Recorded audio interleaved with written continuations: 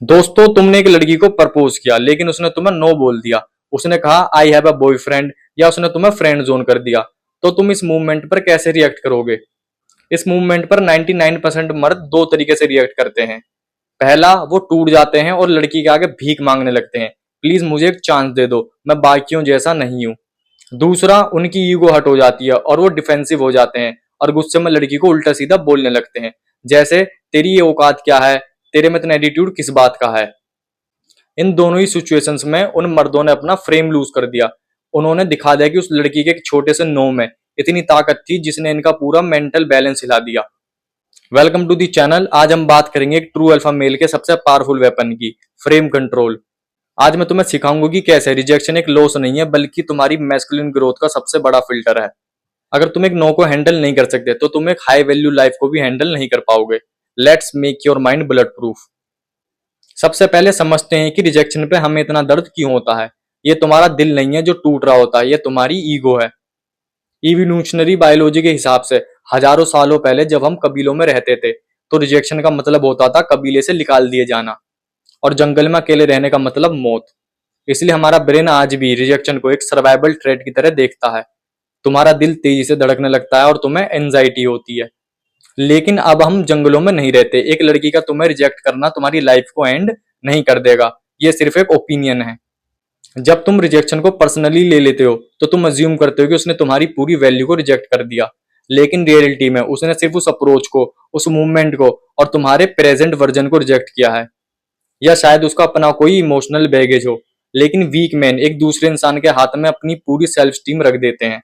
अगर उसने मुझे पसंद नहीं किया तो इसका मतलब मैं बेकार हूं। ये एक लूजर माइंडसेट है। फ्रेम का मतलब है तुम्हारी अपनी रियलिटी, तुम्हारा मेंटल यूनिवर्स जिसके किंग तुम हो। फ्रेम कंट्रोल का मतलब है किसी और की केओस और इमोशंस को अपने अंदर एंटर ना करने देना। सोचो, जब तुम एक डोमिनेंट और पावरफुल ब्रीड के पपी को ट्रेन करते हो, लेट्स से पिटबुल। वो अग्रेसिव होगा, वो लीश को पुल करेगा, भौंकेगा और तुम्हें टेस्ट करेगा। अगर उसके भौंकने पर तुम पैनिक कर गए, डर गए या चिल्लाने लगे तो वो पपी समझ जाएगा कि किसका फ्रेम स्ट्रोंग है और वो तुम्हें डोमिनेट कर लेगा। लेकिन इस सिचुएशन में एक मास्टर क्या करता है? वो रिएक्ट नहीं करता, वो शांति से बिना किसी इमोशन के लीश को करेक्ट करता है और अपनी पोजीशन होल्ड करता है। उसकी स्टिलनेस डॉग की केओस को ओवर पावर कर लेती है।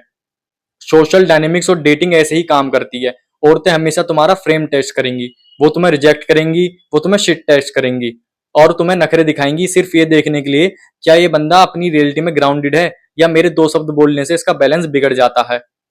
जब वो तुम्हें रिजेक्ट कर दे और तुम रोने की बजाय, गुस्सा होने की बजाय एक छोटी सी स्माइल के साथ बोलो no problem, it was nice meeting you, और वहां से वॉक अवे कर जाओ, ये अनशेकेबल फ्रेम उसके दिमाग में छप जाता है। तुम फिजिकली वहां से चले गए पर तुम साइकोलॉजिकल लेवल पर जीत गए। अगर तुम जिम जाते हो और तुम एक push pull leg split follow कर रहे हो, हैवी लिफ्टिंग कर रहे हो और जो तुम्हारा गोल है अपने फिजिकल फ्रेम को 80 केजी तक लेके जाना, तो तुम्हें एक बेसिक साइंस पता होगा, हाइपरट्रोफी। जब तुम बेंच प्रेस पर अपना मैक्स वेट पुश कर रहे होते हो और फेलियर हिट कर देते हो, और जब तुम्हारी मसल उस वेट को पुश नहीं कर पाती, तो क्या तुम उस बारबल पर गुस्सा करते हो कि तूने मुझे रिजेक्ट कैसे कर दिया? नहीं ना, क्योंकि तुमको पता होता है कि मसल में माइक्रो टीयर्स आने जरूरी हैं उसकी ग्रोथ के लिए। उस फेलियर के बाद तुम घर जाते हो और एक हैवी प्रोटीन मील लेते हो, चिकन, एग्स, पनीर, वे प्रोटीन, वोट एवर और प्रोटीन सोर्सेज। उसके बाद तुम रेस्ट करते हो और जब तुम अगली बार जिम जाते हो तो तुम्हारी मसल पहले से ज्यादा स्ट्रांग होती है। डेटिंग और लाइफ में रिजेक्शन बिल्कुल उस फेलियर सेट की तरह है। ये सोशल हाइपोट्रोफी है।